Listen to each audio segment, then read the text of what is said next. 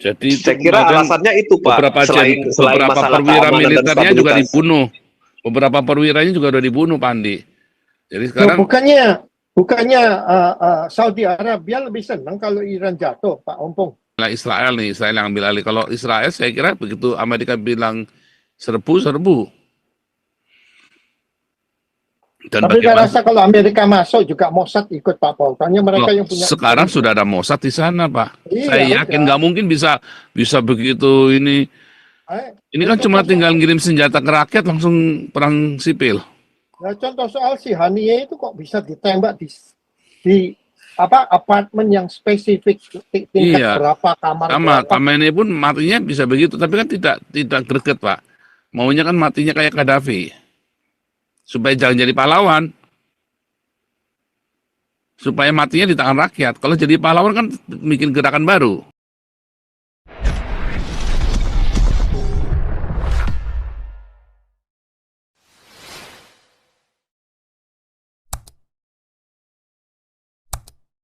Ya, sama aja ya. Intinya memang ditakutkan nanti goncang ya.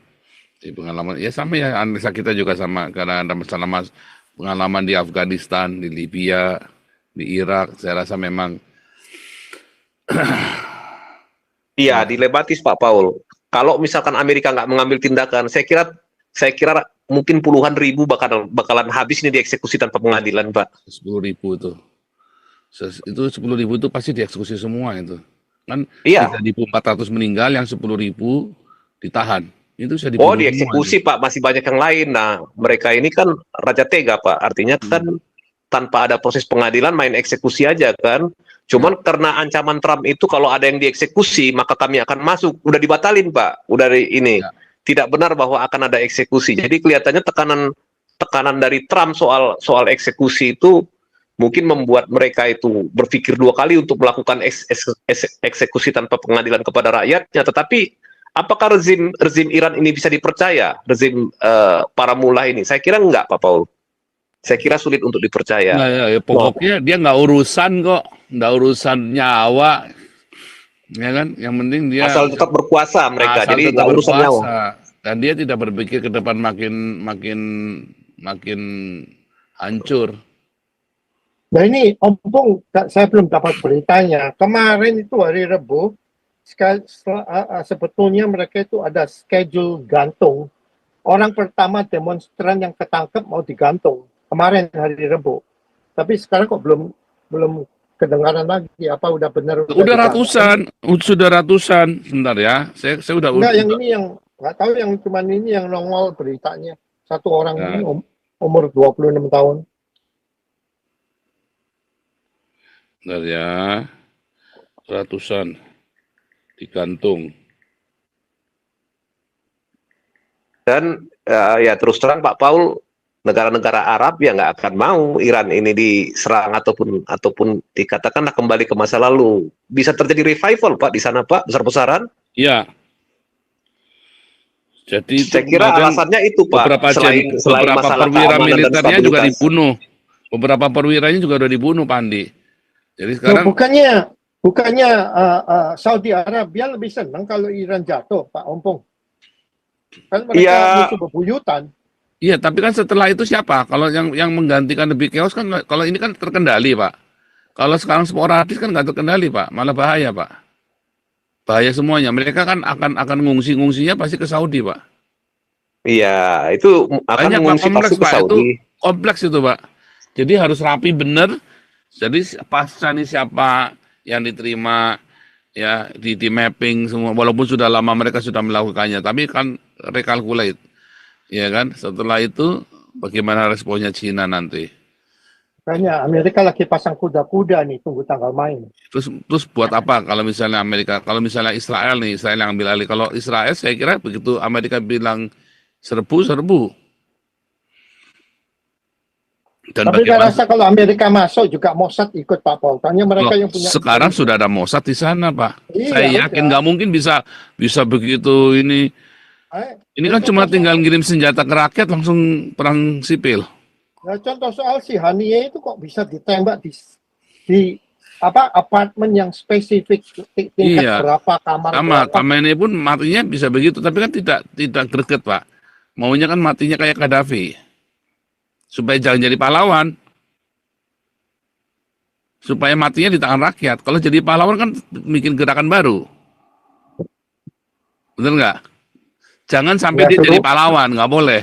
suruh, suruh rakyatnya sendiri yang matiin lah. Biar rakyatnya sendiri yang matiin. Sebab kalau dia jadi pahlawan, kayak Gaddafi ini kan jadi pahlawan.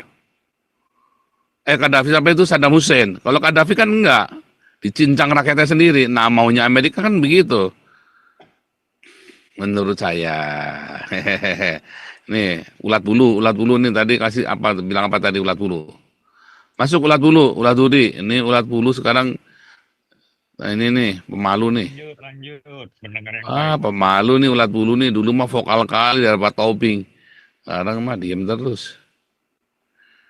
Oke, sampai lagi Ompung, Pak Teddy, silakan.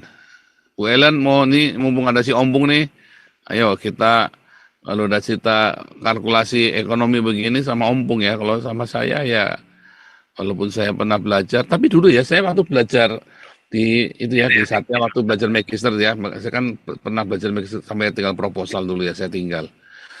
Waktu saya belajar itu kita ada kita bikin simulasi redenominasi 1000 jadi 1. Oh itu endingnya buntutnya itu nggak enak loh. Tidak ada yang positif sama sekali loh. Secara psikologis, secara bahkan terakhir Jadi kulkas di sana nanti tak bikin ulang. bahkan kita memberikan satu ini bahwa ya ini sama seperti zaman Soekarno 1000 jadi 1 sebenarnya adalah pengguntingan mata uang. Kalau dilakukannya waktu itu mungkin nggak apa-apa. Kalau sekarang dilakukan, chaos loh. Kalau zaman waktu 20 tahun yang lalu itu zaman saya kan tahun 2000, saya sekolah tahun berapa ya? 2008 ya. Saya masuk kuliah lagi ya. Lupa 2010 ya. 2010 saya kuliah lagi dulu ya. 2010 apa 2012 saya kuliah lagi itu kalau dilakukannya 10 tahun yang lalu mungkin nggak apa-apa. Ya, cuman goyang-goyang dikit. Itu aja pada nggak berani kan. Kalau sekarang dilakukan, saya kira malah chaos loh. Ini kalau perubahan nekat bikin redenominasi ini, katanya undang-undangnya malah udah dibikin ya, saya dengar ya.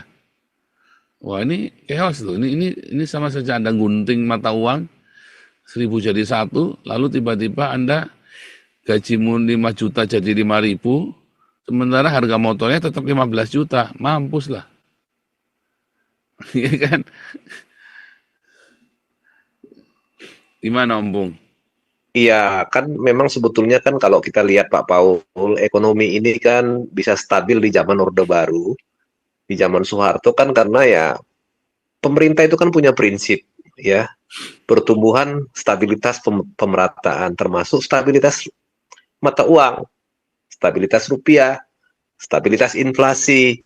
Nah, tetapi pada waktu itu jangan salah, Indonesia dekat ke siapa? Ke Amerika, Pak Paul. Ya. Betul. Ke Amerika. Jadi apapun kebutuhan kita itu disuplai oleh Amerika. Disuplai. Jadi pertumbuhan ekonomi tetap jalan. Semua perusahaan-perusahaan berani buka di sini bukan karena kehebatan bangsa Indonesia, karena Indonesia masuk dalam lingkar Amerika. Itu kalau kita bicara dari ini ya, dari geoekonominya pada waktu itu. Nah, kalau sekarang kan di zaman reformasi ini kan patokannya nggak jelas. Ya, kalau kita lihat terakhir kita itu ya Cina lah yang paling banyak kasih uang. Dan campur-campur ini sekarang. Ada juga Timur Tengah tapi sedikit gitu ya. Rata-rata bantuan yang terakhir selama 10 tahun pemerintahan Jokowi ini kan dari Cina. Nah, tetapi hati-hati dengan hutang dari Cina. Hutang dari Cina itu enak di depan, di belakangnya berat. Beda dengan kalau hutang dari Jepang. Dia itu memang di awalnya memang kelihatannya susah, tapi stabil, makin ke belakang makin enak gitu ya. Nah, tapi ya kembali lagi, setiap hutang pasti ada imbalannya Pak. Pasti proyek-proyeknya Cina pasti akan masuk ke Indonesia ini ya. macam-macam lah itu ya, katanya mau ke PIK lah terutama yang jadi PSN segala macam itu ya, termasuk juga kereta api cepat dan lain-lainnya. Tapi kembali lagi, kita nggak sadar bahwa ini yang sepertinya kita lihat bagus, ada infrastruktur jalan tol, itu semua dibayar oleh hutang, dan ini juga bebannya nanti ke generasi yang akan datang. Nah, kemudian sesudah zaman reformasi nggak ada stabilitas politik. Siapa yang berani datang invest ke Indonesia dengan stabilitas politiknya yang seperti itu? Nggak ada yang berani, Pak Paul. Bahkan orang-orang kaya Indonesia invest di luar dia, yang orang-orang Cindo lah yang kaya-kaya gitu. Pada melarikan modalnya semua keluar. Yang di sini ya paling cuma aktiva tidak bergeraknya aja lah aset-asetnya. Kalau aset yang liquidnya, yang dananya pasti udah keluar semua, Pak. Rata-rata seperti itu.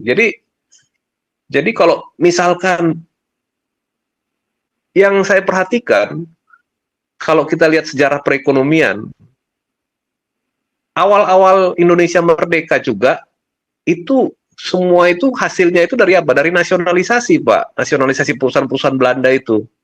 Ya. Ya, artinya kita kalau dibilang nasionalisasi berarti apa? Ngambil lah gitu ya. Ngambil perusahaan-perusahaan Belanda dinasionalisasi. Jadi yang katanya nasionalisasi di mana-mana negara itu namanya adalah merampas, mengambil alih gitu. Rampok. Nah, itu. Jadi kalau dikatakan punya modal, ya pertama-tama masih cukup lah dengan sisa-sisa perkebunan dan pertambangan yang disisakan oleh Belanda. Tapi kan lama-lama bangsa ini kan penduduknya makin banyak, kebutuhan makin banyak. Nah, akhirnya ekonomi Indonesia makin berat. Sampai dulu kalau nggak salah, kalau Pak Paul buka sejarah candu di Indonesia, ya, bahkan pemerintahan Soekarno di awal-awal kemerdekaan mengizinkan perdagangan candu, gitu ya. Candu dijual ke orang-orang Cina, kemudian uangnya dipakai untuk ini, untuk anggaran pemerintah, untuk programnya pemerintah awal-awal inilah pemerintah Republik mulai berjalan gitu. Nah, kalau mahasiswa-mahasiswa yang belajar sejarah ekonomi tahu itu pasti, Pak. Nah, kemudian masuk ke era Soekarno, dia pakai politik berdikari, berdiri di atas kaki sendiri. Tidak ada hutang luar negeri, nggak ada investasi. Apa yang terjadi, Pak Paul? Ekonomi yang seperti itu. Yang terjadi ya itu. Di samping ada gonjang-ganjing politik, yang diambil semua kekayaan dari daerah. Makanya terjadi pemberontakan PRRI, Permesta, dan lain-lainnya. Kenapa? Pusat nggak punya dana sebetulnya gitu. Jadi kalau dikatakan bangsa Indonesia ini negara kaya katanya. Ya kaya, betul Pak Paul, memang dibilang negara kaya, tetapi kayanya itu kita nggak bisa mengelola. Akhirnya yang terjadi adalah apa? Ya sisa dari tinggalan pemerintah kolonial ambil. Habis itu udah nggak tahu lagi. Nah, di zaman pemerintahan yang katanya zaman kita liberal ya, di sini habis liberal ini mulailah seperti sekarang situasinya, partai-partai berkuasa gitu, wah rebutan tarik menarik. Habis itu baru ekonomi terpimpin, pakai ditambah ekonomi berdikari lagi. Apa hasilnya? Ya itu potong uang itu Pak Paul. Gunting uang, gunting Syafruddin Prawira Negara. Nah itu kan.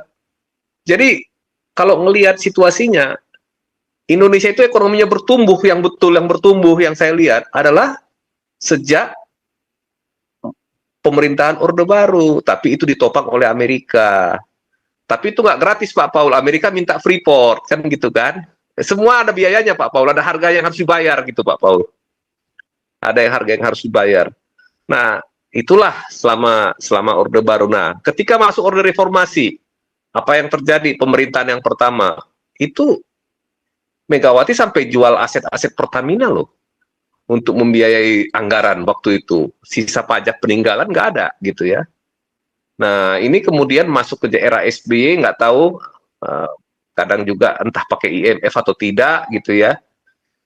Nah, masuk ke era Jokowi, sepertinya ada jalan keluar, pinjaman dari Cina. Tapi ya kita nggak tahu sekarang ini yang akan jatuh tempo, yang kita mulai harus bayar bunganya sama cicilannya. Nah, sejauh mana kekuatan ekonomi pemerintah ini mampu, kekuatan fiskalnya mampu nanti untuk membayar bunga dan cicilan ini. Kita lihat 2-3 bulan ke depan ini Pak Paul, ini nanti akan mulai terasa Pak Paul.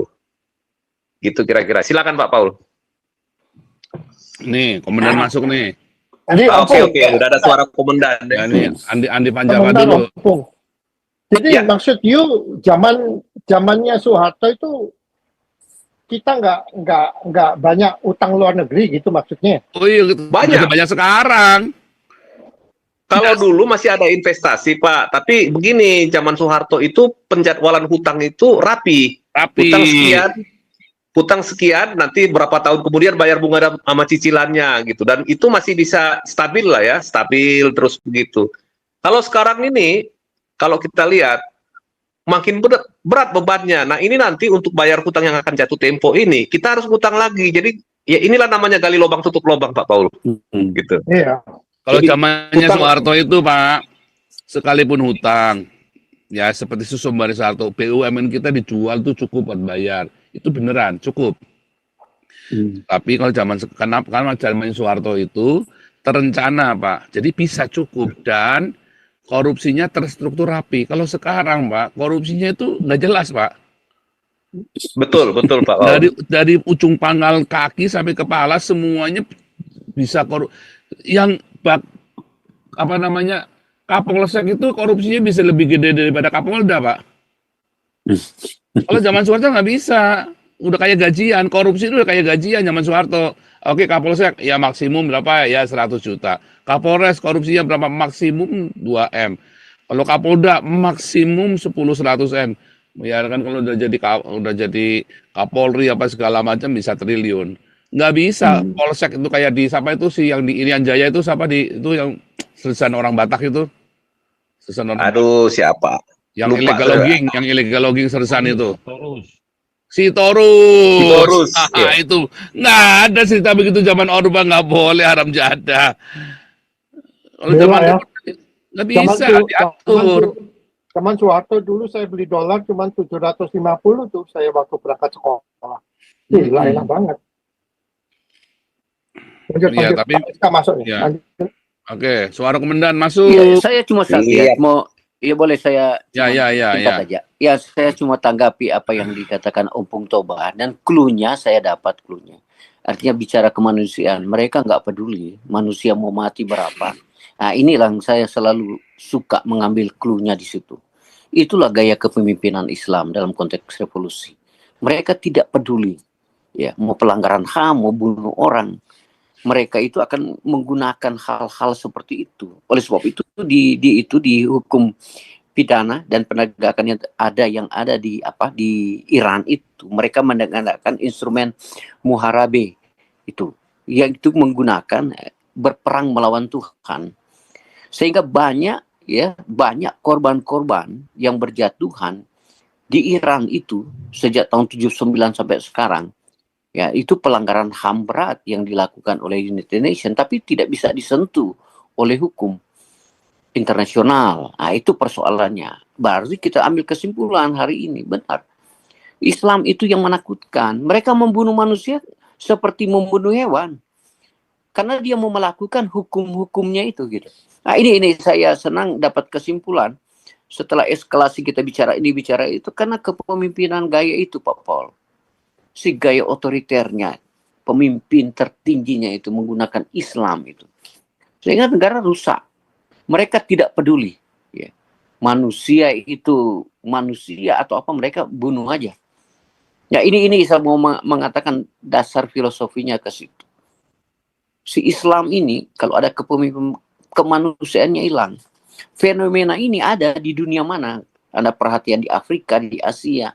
Dengan menggunakan simbol-simbol agama itu aja pandangan saya yang saya cermati. Tadi bicara ekonomi sudah memahami politik, akhirnya kita bicara ke kemanusiaannya itu. Itulah sebabnya negara konflik karena itu kuncinya. Kalau saya selalu kuncinya itu sumbernya dari situ. Yang mereka ya tidak ada kemanusiaan. Kasihan hari ini saya baca di CBN News. Kebetulan di CBN News dia ada wartawan di sana, dia katakan udah 10.000 orang meninggal. 12.000 ternyata. Iya, 12.000 ternyata. Bayangkan aja saya cuma 12.000 mah gila. Kalau menurut saya mah kalau nggak bergerak, udah nih biar ini dulu suara komandan dulu masuk. Ya, suara komandan. Suara komandan dulu masuk. Silakan. Ya,